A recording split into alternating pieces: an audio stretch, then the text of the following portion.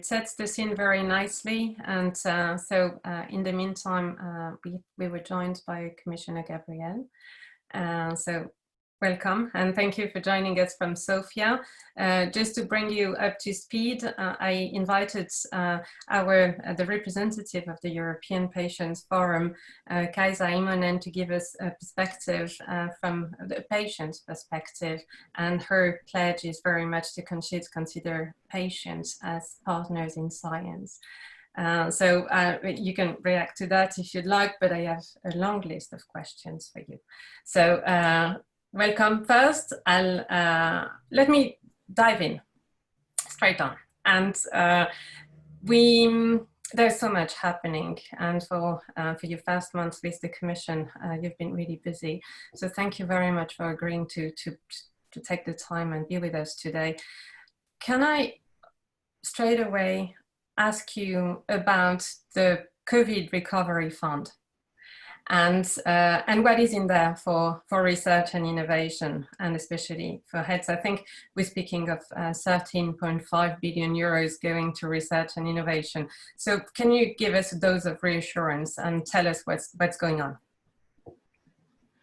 Well, first of all, thank you very much for this opportunity to join you. I would like to start by saying that now for the recovery plan, one of the most important things, it's really to integrate our lessons learned during the crisis. Because during the crisis, we all have seen that science and innovation are crucial if you would like really to achieve results. That means at the same time that we need to have a very well-targeted funding that is released fast. What's happened during the crisis, and we have shown this with Horizon 2020 program, is that now public funding should be increased in a strategic manner. And I'm glad that with the recovery plan, we sent a very strong signal with this increase of 13.5 billion euro increase for Horizon Europe. The third point is that we really need cooperation across all levels, international, institutional, with civil society, and that's why I appreciated a lot what I heard. Definitely, I took immediately note, co-production with patients, and we need guidelines for practices. We consider these points, and we would like them to integrate and to see after what's about the implementation and how really to better implement this.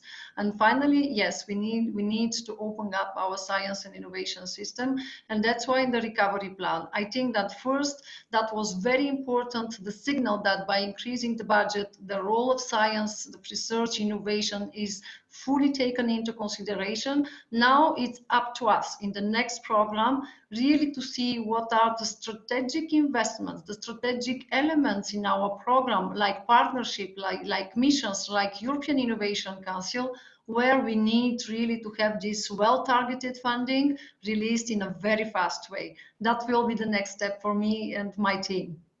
Can I ask you still on the recovery fund? So we know what the Commission is proposing, the envelope of 13.5 billion. And I believe there are 4 areas in particular that were identified to spread the money. The European Innovation Council, and then health, climate, and digital. So if we look at health specifically, how will the money be allocated? How much is going to COVID research? How much is going to chronic diseases and other health areas? Do we already have some indication about this? Actually, this work is ongoing, and the key word will continue to be co-creation. And now what is important is definitely to see that during the crisis, that was true our public policies, and here Horizon.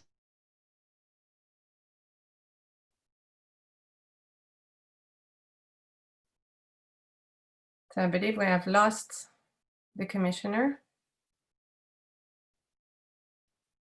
No.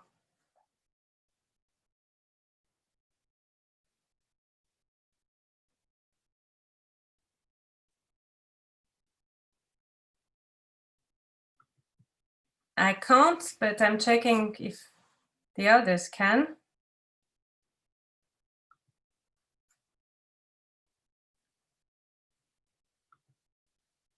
Bear with us just a minute.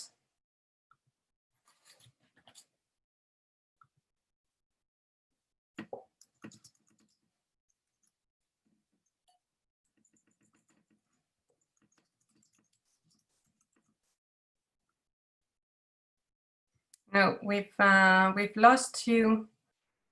So we're going to ask you to join on the phone at the same time, just to be able to hear you, because we can't. So my colleagues are going to give you a phone number for you to call in. But don't disconnect from the video. Stay on.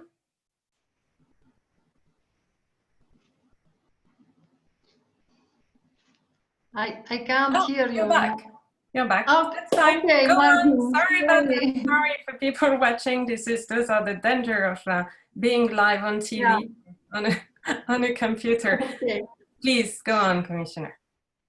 No, as I already said it, what is important now that this work is ongoing, of course, we are all waiting for the final agreement in order to advance more quickly on this question, but it's definitely clear that we need now to have this vital role of science and innovation, if you'd like, on one side, to have a resilient health systems better prepared for next crisis, and that's why we are planning to have a partnership on pandemic preparedness, and on the other side, to see how with our elements that we already plan to have, we can strengthen them. A very good example is our mission on cancer. You know, last week the recommendations were published, and I can see that there is a huge momentum, because after the crisis, we all have seen that digital technologies can help us a lot in order to strengthen the resilience of our health system. But we need to ask some very strategic questions. What about the data collection? What about the data sharing? What about the data used by citizens, which will require all innovative IT solutions? At the same time, to put forward some keywords like inclusiveness, tackling inequalities between member states, to see how together we can really offer better services to our citizens. The same with the other partnerships, because we know that we have until now innovative medicine initiative, and the next one it will be our innovative health initiative, and at the same time the global partnership with Africa. What is important now is to see what are the synergies, because we all agree that this kind of partnerships, they are going beyond research and innovation, but that's why it's so important here to see what are the successful models that we can use thanks to our experience, but what are the next challenges where we can bring expertise from different sectors, from different disciplines, from different levels, in order to increase the impact. Definitely will preserve this approach, impact-oriented partnerships, challenge-based new initiatives, and we try really to advance very well with my team. Our planning somehow is to present the strategic planning before the end of the year, and after to go in the different missions and partnerships.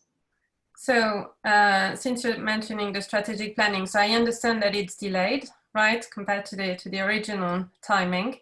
So no, it's not. It's not delayed at all. No, we are working on this. Remember, that should be published in the Q4 of 2020. So actually, we are working on this, but definitely, and it's very clear that after the crisis, we should reorient some of our priorities in a more strategic way. And you already said it. We need to work more for our health systems, for digital technologies, to see the potential of European Innovation Council, of course, and to preserve the biggest priority of this Commission, the European Green Deal. Very good. So just because I asked you about the strategic planning, what's the date, the expected date for release? The last quarter of this year. Okay, good. Thank you. You mentioned synergies. So can I ask you, well, I have two questions that goes with the notion of synergies. The first one is the health program. It's one of the bits in the budget that has an increased budget compared to the previous budget, but it's still unclear. The details of the program are still a little bit unclear. So can I ask what is in that program for research and innovation, and how will that fit with Horizon Europe? Okay, first, as I already said, health is a strategic priority for Europe's sustainable recovery. Because yes, the crisis has revealed that we need to strengthen our health crisis management and the resilience of our health systems. And that's why we propose both EU for Health program and an increase of the budget for Horizon Europe. Now we will continue to work. Sorry, okay. That's Now fine. we'll continue to work in the details, but what is important is on one side to see how we can have some common principles and how to build these synergies. Because remember, when we proposed EU for Health program, that was in order to take into consideration the needs of our member states. On the other side, research and innovation, I see them as complementary and at the same time as horizontal issues. So for me here, it will be a very important question, how we'll build the complementarity and between funds in order to make sure that specificities of these policies will be respected. And that's why, in general, research and innovation benefit from a strengthened cooperation, for a strengthened co-creation process. But of course, we need to avoid duplications, we need to avoid overlapping, and this applies in particular when it comes to translation, uptake, and deployment of research fundings and innovative developments into health policies and clinical practice. So that will be somehow my role to preserve this ambition of the research innovation in health system, but at the same time to see how we can better join forces in order, on one side, to tell to our member states that we are here in order to build something together by taking into consideration adequately the different needs. On the other side, to underline that research innovation, that's what unites us and that allow us to build a leadership and to go further.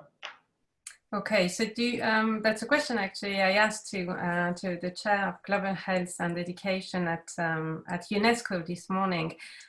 Do you think we are at one of the historical moments for Europe, and especially for health? So do you think Europe is in a position to take a global leadership in the field of health? It is not already the case with the Global Pledging Conference and the extraordinary results that we have seen even this Saturday. Remember, when we start with this initiative, 4th of May, the initial ambition, it was to raise up to 7.5 billion euro, and now we have 16.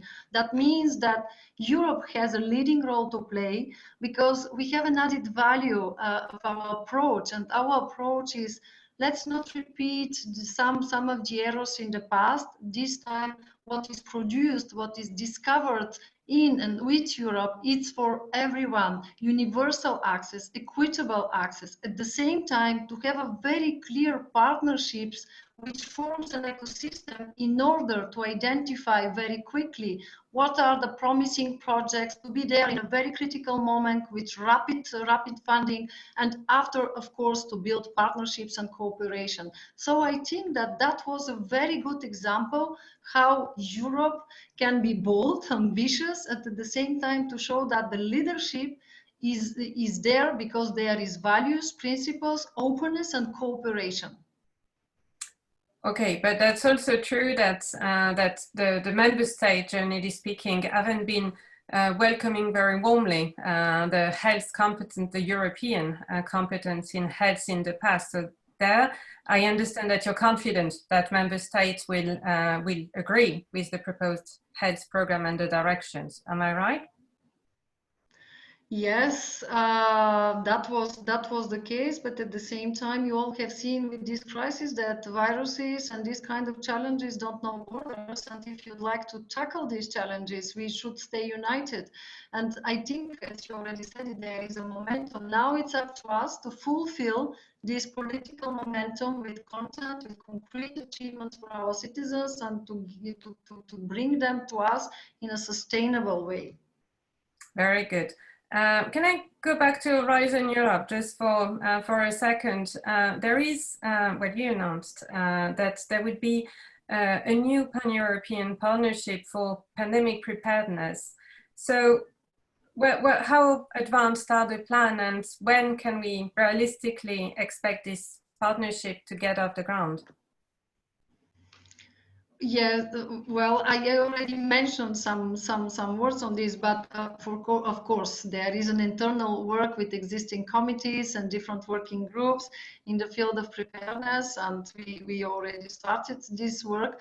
On the other side, yes, we need to define a little bit more clearly what will be the content, because as I already said it, the question is not to stay focused on one or three aspects.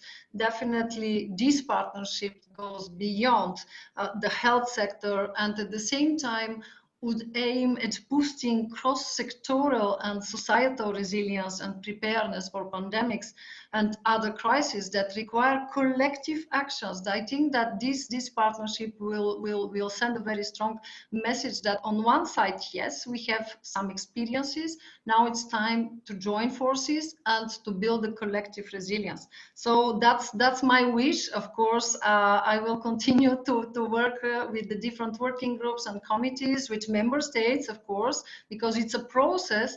But I think that the question now is open, and I fully believe of the utility of this partnership. And do we know if it starts? Can we have any indication of when it could start? It's already in the pipeline. It's open for the discussion with member states.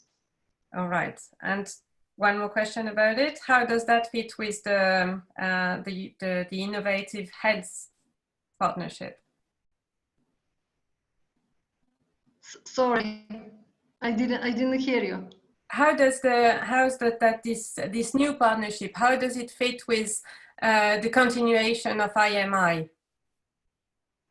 As I already said, that will be not IMI, that will be Innovative Health Initiative. That was a rephrasing, and I wasn't sure what you were every time so, yes, we should with the other health this because but that's why it's important on one side to take into the consideration our achievements, because with IMI2 we already know that there is some good ground for the cooperation between academia and several health industry sectors, but at the same time we all know that there is things for improvement. So my question here, it will be how really to build these synergies, but in a more concrete way, in order to be more prepared, because we already have seen that these partnerships have a good impact. There is new challenges, of course, but with the proposal, we should really continue to address not only the implications of the actual crisis, but as I already said, the key word is preparedness. We need to be better prepared for next crisis. Thank you. Then can we just move towards the digital technologies? This conference is about AI and health, digital health. So I just like to bring in the question of the role of artificial intelligence. And in fact, the COVID crisis, during the COVID crisis, we have seen AI start to be used in COVID research. However, there seems to be a consensus that the potential of data and AI have not been fully exploited. And there are a few weaknesses that were pointed out by stakeholders: the lack of data infrastructure and interoperability, together with the weak quality control. So those are the weaknesses that were pointed out by the research community, and that come as an obstacle to an efficient use of AI to fight the pandemic. So how can we do better? What are the plans within Horizon Europe to make the use of AI more efficient? It's two positive things, because AI also already has been used to fight COVID-19. And here maybe the two most important uses have been AI-assisted diagnosis by looking for visual signs of COVID-19 on the images from computerized tomography, lung scans, and the automated identification of molecules that may serve as medication. The other thing is, of course, performance computing, you know how this topic is close to my heart, and I'm very glad that one of our first projects, remember when we started with this emergency call in January, we didn't wait for mid of March in order to mobilize the research community.